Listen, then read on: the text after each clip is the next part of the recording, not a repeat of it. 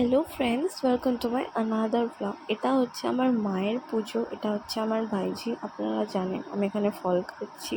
মায়ের পুজো আমি বোধহয় 3 বছর বা 2 বছর পর দেখছি। এই দিনটার জন্য আমি অপেক্ষা করি যে আমি কবে যাব ওখানে, কবে আমি ওখানে সেলিব্রেট করব। খাস করে মেয়েদের জন্য খুবই প্রবলেম হয় পুজো আজার মধ্যে। আপনারা বুঝতেই পারছেন, আমি হিন্ট দিয়েছি। তো আমি অনেক কষ্টে ঠাকুরকে ডেকে এই পুজোর পার্ট হতে পেরেছি। আই এম ভেরি লাকিয়েস্ট এখানে বামুন ঠাকুর পুজো করছে।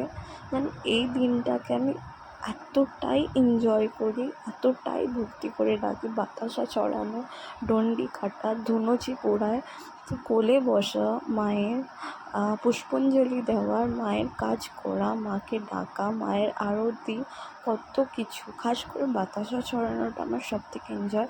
আর লোকের